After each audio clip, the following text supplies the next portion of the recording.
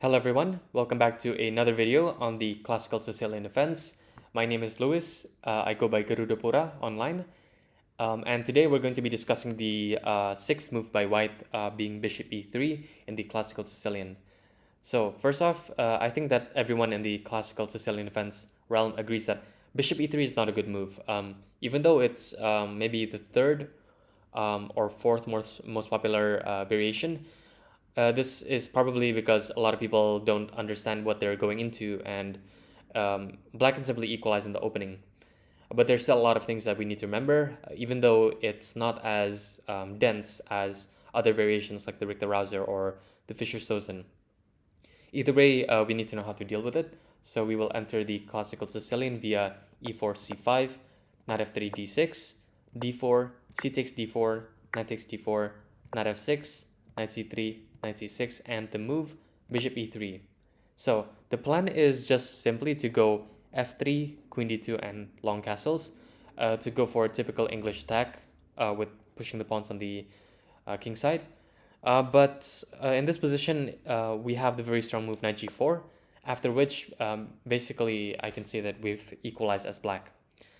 We can compare this position later with what happens in the Najdorf after, for example, a6, bishop e3, knight g4, and bishop g5, because there is a theory here, and it's still double-edged.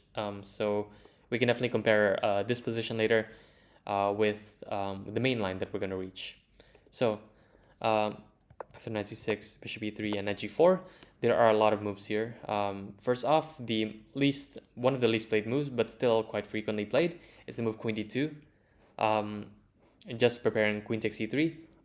The mindset is basically just to do damage control, because we're already getting rid of one of white's bishops, a strong bishop at that. And so after knight takes e3, queen takes e3, we can play bishop d7. And the idea is either to bring the rook to c8, or as we can see here, after long castles, we can even play the move g6. And we can get a good version, or basically just get a good dragon bishop on this diagonal. And the key point to note is that if maybe black tries to play h5, then we can h4, h5, then we can play the move h5. And so after, maybe we can just, even though we can stop at this junction, we can just see a continuation being knight b3, which makes sense just to keep the pieces on the board and not allow black to get a tempo here on this diagonal with bishop g7. So the next move, we're gonna play bishop g7, natural, king b1, rook c8, and maybe a challenging move in this position is knight d5, but after which we can simply castle. And okay, this continues a line which is quite long, but it just gives you maybe a feel of white's technically the best option that white can go for, which is kind of an aggressive approach to the position, but by the end of it, black should be completely fine. So after h4, then we obviously respond with h5. Bishop e2, trying to go for either f3, g4, or immediately g4. Here we can just kick the knight with e6, even though it weakens the d6 pawn. After knight c3, we can proceed with this active push of d5. A pawn sacrifice, but the point is that we want to open up this bishop, we want to open up this rook, and we can also eventually open up the e-file. The threat right now is d4, so white needs to respond with e takes d5, e takes d5, and rook takes d5, because knight takes d5 is simply a mistake, I believe, because of rook e8, queen d2, and okay, we can check the engine here that after apparently bishop f5, we are significantly better here. We have tactics at some point with bishop c2, and we should be better here and having a pleasant game. And in here, after rook takes d5, we can proceed with knight b4, attacking the rook, and after rook d2, go rook e8. And okay, queen g3 looks natural, but I believe after queen f6, we're trying to take on c3, or we even have pressure on e2, so we're fine with sacrificing the bishop on d7 here. So after rook takes d7, rook takes e2. They cannot take with the knight because of queen takes b2 mate, and rook c1, rook takes f2, a3 for example, knight c6, rook takes b7, and rook f4. Even though this kind of goes into a position where you most likely will never reach in a real game, it just shows you the unpleasant nature of the position. Yeah, black's activity is immense. This h4 pawn is going to hang, and even the best move recommended by the engine at a higher depth is the move rook h1. And when you see rook h1 being suggested, you know that something has gone totally wrong for white. So for example, like we can just see the continuation rook d8, and we got great control over the file. We've got great pieces here, and we should be very happy to reach this position. So that is what happens if we get this queen d2 move. The second, maybe the third most common move is knight takes e6. I think a lot of people will try to go for this because they hope that they can simplify and try to get they can try to save this position. After b takes c6, I think bishop c1 is probably the best move, but after queen b6, queen d2 for example, we can even get g6, and we can retreat with the knight to f6, play bishop g7, and we have a very nice position here. But I faced bishop f4 once, I believe. It looks natural, but I think after queen b6, we're already attacking f2. b2 is also being attacked. We can just follow the line with queen d2. And I believe that the strongest and most accurate response is the move e5 here. And after bishop g3, we can take on b2. Rook b1, queen a3, and we are not afraid of this. Okay, it may seem that white gets some compensation in the form of active pieces and development for the pawn, but it's simply not going to be enough. Knight f6, castles, bishop e7, so very typical. Bishop h4 is apparently the best move, and we can castle here. Taking the pawn is no good because we're putting pressure on the knight on c3.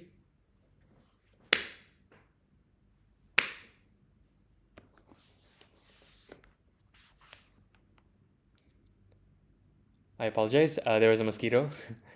And yeah, we're simply up a pawn here. So for example, rook f to d1, applying pressure. We can play the move rook d8, and our position is completely fine. Rook b3, queen c5, we're simply up a pawn here. So knight takes c6 is no good. The next move is bishop g5, which is maybe where I would like to draw the point on the difference between the Classical Sicilian and the Najdorf. So, for example, the best move, and I think is, objectively the best move, and in most recommendations, is the move h6. And after bishop h4, g5, bishop g3, we go bishop g7. And black is simply going to be better in this type of position. If you compare this, for example, with the Najdorf in the bishop e3 and knight g4 line, which was very popular in Kasparov's time, he popularized it. And after bishop g5, h6, bishop h4, g5, bishop g3, and bishop g7, we see that white does not need to react. And typically, they can either play h3 and then try to go for h4 later.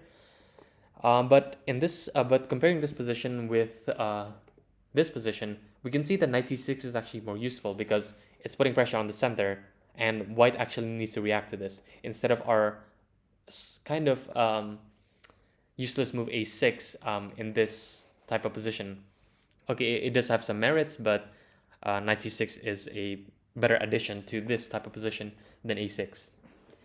And so here knight takes c6 is simply a mistake because we can take on play b takes c6. We're controlling the d4 square a lot. We have control over d5 even. We're going to play bishop e6 next. We can always retreat with the knight to either e5 or f6. We have even like queen b6 and rook b8 ideas, and we're going to have a lot of pressure.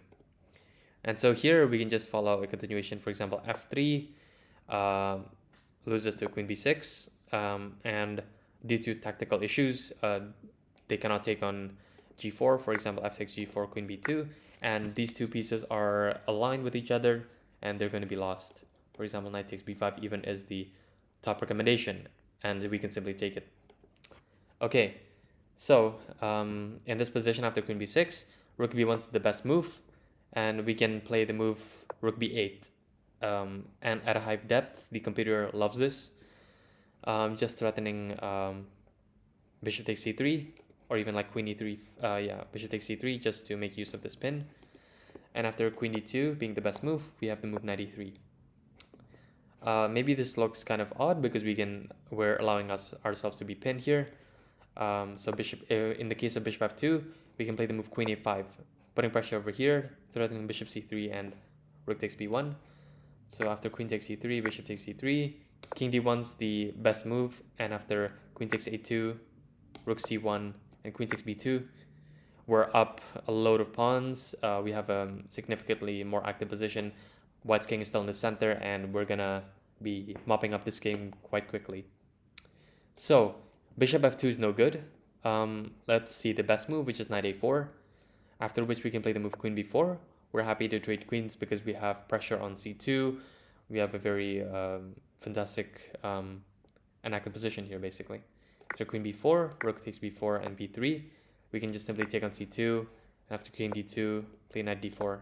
And we're going to be just up a material here.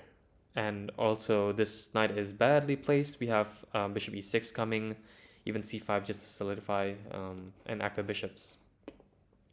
Yeah. So that's it for the f3 variation in this position. We can see the move queen d2 here, which makes sense. But I think maybe even like a move like rook b8 and like queen b6 coming. Maybe this doesn't go into more concrete variations as I've explained in the f3 move. But it's still definitely a good position to play here. Maybe if you want, you can do your own research. And here maybe the most human-looking move is the move bishop c4, because white technically doesn't need to play f3 to react to this knight, and they also don't need to play queen d2 to try to cast along, because it's maybe seen kind of dangerous with rook b8 coming. And so bishop c4 looks logical, and after which you can play knight e5 to harass this bishop. Yeah, and in the case that they take with the bishop on e5, then we can just play bishop takes e5, and we're doing great here. But in the case of bishop b3, we can play the move queen b6. We are already having an active queen here, and at some point we can even play a5 or even like bishop a6 to prevent castling. And so white needs to act fast here. But basically we can see this position is very pleasant. Anyways, so that pretty much covers it all for the move bishop g5 in this position. If you look at the bar, maybe you can see that in some positions and some variations it's like 0-0s, but practically speaking, it's white basically needs to find like a correct plan and activate their pieces correctly, not to get to worse positions. So this is definitely something pleasant that we can deal with. And the main move here maybe is bishop b5. It's the most common move. The idea is obviously just to apply pressure over here. And after knight takes e3, we can follow a line with knight takes e6, but I think that black is already better after knight takes d1, knight takes d8, king d8, rook takes d1, and I recommend the move e6 here. We can see that we have basically an extra center pawn compared to white's structure. And basically once a6 and b5 hits, this pawn majority, the 3-on-2 majority won't be that relevant because our 2 pawns will be restricting them. And so I think we should be quite happy to go into this position. We also have the bishop here, notably. We should be better here. And if they're not going to play knight takes c6, there is the move f takes e3, and after which we can play bishop d7 just to defend against knight c6. And here after castles, e6. So don't play a move like knight e5. I think this is premature. Yeah, white has the move knight f3. The point being that they want to double our pawns even in the center. After bishop takes b5, knight takes b5. Our king is still stuck in the center. And we don't even want to speed up their development with knight takes f3 because the queen can get into the game. White is just simply close to winning, I think, in this position. So we need to play the move e6 here. And there's maybe only one critical move, that being bishop takes c6. If they try to go queen f3, we can go knight e5, and yeah, this position looks terrible. The doubled pawns over here and the center are not looking that great. We're about to exchange a bunch of pieces. We can even play g6 and bishop g7 to neutralize whatever white is trying to do on this f file, or even f6 at some point. And basically the yeah, this whole position strategically is just bad. So bishop takes e6 is the best. After b takes e6, there are a lot of moves. I think after e5, we can just play g6. And after queen f3, queen e7, I think it's basically one of the only moves. And here, if white does nothing, we get a bishop g7, and we're happy to castle short. And if they play a move like e5, then we can just simply close this into d5. And maybe this position, yeah, this position looks quite good because we're going to get in c5 and like rook b8 and bishop g7 and castles, or more precisely, maybe bishop g7 and castles first. We're going to be happy here. And instead of queen h5, there's the move queen f3. But I think we can play the move queen f6 here. And this is going to be pawn sacrifice, but we don't care about the pawn. So for example, if they play a move like queen takes f6, then g takes f6, rook takes f6, then we can play the move c5, attacking this knight, and knight d2 can be met with bishop g7. And we're going to be getting a lot of play here with even two bishops, and we're going to castle short, and we're going to be happy here. Even the computer gives this position as slightly better for black. So if queen takes f6 is no good, then what happens after queen e2? Then I think after queen g5,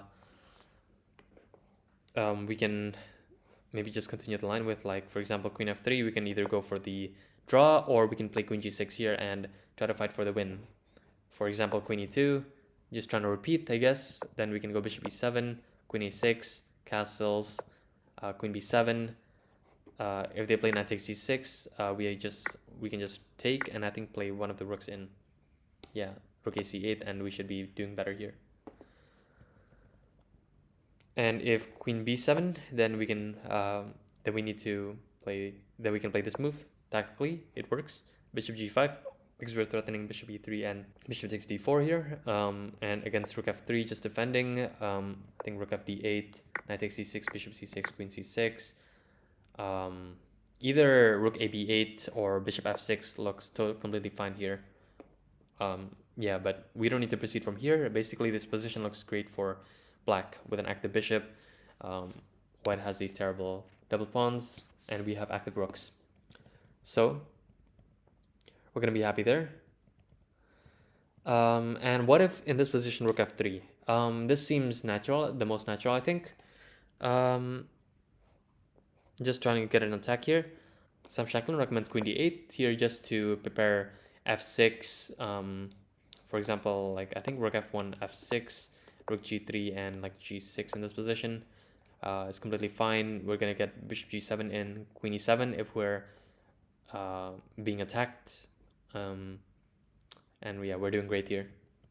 And the last variation that we want to go into is the move in this position instead of queen f3 or queen h5 is the move e5, which I think is the best try maybe to muddy the waters. The point here is that if we take on e5, then I think that queen h5 comes in, and there's going to be a fork here on f7 and on e5, and black structure here is terrible, and so we don't want to go for this. And after e5, we need to play the move bishop e7. And so queen h5, we can simply castle, and against e takes d6, we can play bishop d6, and against queen h5, we can play castles. And against rook a d1, I believe that queen c7, knight e4, and bishop e7, and we're completely fine here. So for example, knight b3, bishop e8, queen a5, and queen b6. So I believe that this is also one of the lines that Shankland recommends, and not much to say about that. Yeah, let's try to see. And probably besides rook 81 in this position, the more forcing knight e4, we can still do the same thing with bishop e7, rook 81. I guess queen c7, and this also transposes. So we're going to be completely fine here. Yeah, and that basically wraps up every single variation in the bishop e3 classical Sicilian. It's quite short actually because it's simply not a good move, and we're gonna basically choose we're gonna basically force white to respond to our threats, and we're gonna have the initiative for the most part. And obviously, in this type of position, we're happy to take the bishop on e3, and as long as we neutralize the maybe seemingly dangerous attack white has, it's basically nothing, and we should be fine. So that's going to be it from me. Thank you everyone so much for watching. Please don't forget to subscribe, like the video. Please comment something if you want to contribute to the discussion, or if you have any questions, or if you just want to share your opinions or experiences on this line. You can also follow me on twitch.tv/garudapura. I stream a lot of chess there quite frequently. If you want, you can also play me. So yeah, that's going to be it from me. Everyone, please stay safe and have fun playing chess. Bye bye.